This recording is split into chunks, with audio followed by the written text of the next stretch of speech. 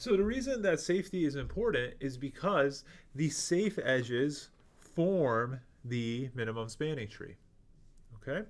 So let G be a connected graph with distinct edge costs, and the set of safe, we say that this set of safe edges forms a connected graph, right? We know that's true, right? Because let's say if it wasn't true, let's say the set of safe edges doesn't form a connected graph. Instead it forms something that has multiple components, right? Like that. And we could add an edge here. Okay? Then by definition, by definition, i.e., there has to be, assuming that the original graph is fully connected, is actually connected, and we're just adding some edges here that denotes the edges in the original graph, then there must be a cut, namely between the unconnected components, where one of these edges would have a minimum cost and thus be safe. So therefore, if we add all the edge safe, so all the set of all the safe edges does indeed form a connected component, right? You just have to find all of them. Similarly, the safe edges do not contain a cycle. Why is that? It's because the safe edges, if there is a cycle, let's say we have multiple cycles here. We have a cycle here. Okay, 1, 2, 3. Okay, if the safe edges don't form a cycle, because if they did, then there would be at least one edge of maximum cost, and therefore this edge right here has to be unsafe by the cycle definition of not lack of safety, right? Similarly, if these formed a cycle, remember, there should be in order for an edge to be safe, there should be some cut where that edge is of minimum cost, right? So if we go to if we go to the cycle and we go to the edge of maximum cost, then we form the cut across one of its endpoints, here or here. In both these cases, this edge of maximum cost also has, crossing the cut, an edge of lower cost.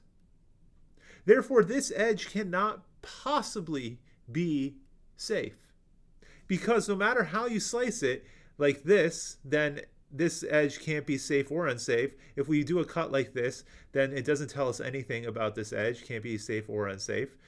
If we do a cut like this, then, I mean, 1 is included crossing the partition. So 1 would be the safe edge. It doesn't tell us that 3 is safe or unsafe. And similarly, doing something like this, 2 is crossing the partition, so it doesn't tell us 3 would be safe or unsafe.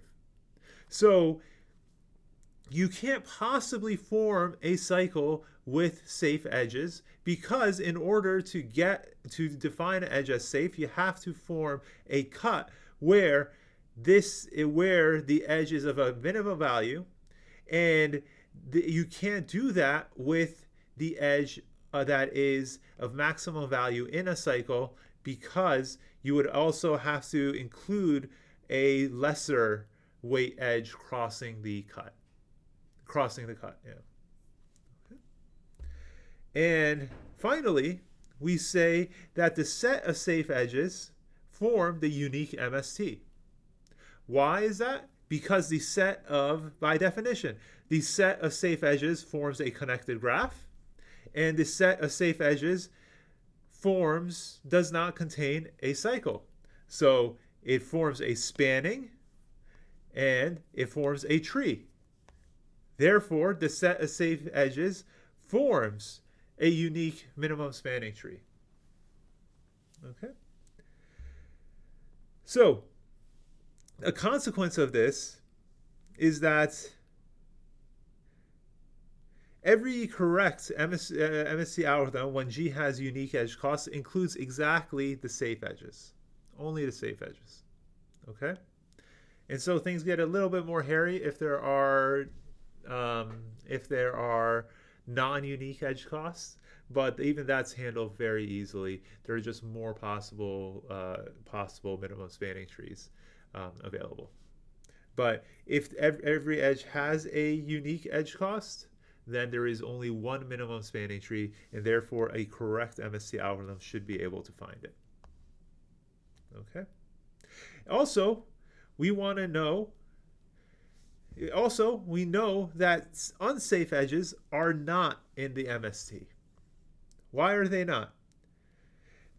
If E is an unsafe edge, then no MST of G contains E. Why is that? Well, we know that if the edge is unsafe, then it is part of a cycle here.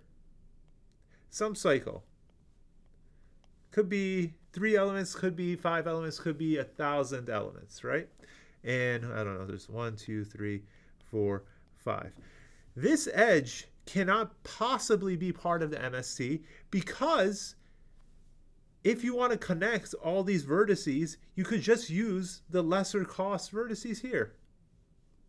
Why would you want to include this edge and remove another edge from the minimum spanning tree? And remember, a minimum spanning tree can't have any cycles. So if you add this edge to the MST, you're going to have to remove one of these edges from the MST in order to negate the possibility of cycles. And if you do that, then you're basically adding a larger edge and removing a smaller one, and so the spanning tree would no longer be minimum.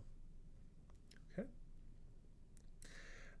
So that's how you proved it. So I proved it like there for you, but that also you could do a formal proof in the you could also write out the formal proof as an exercise. Okay.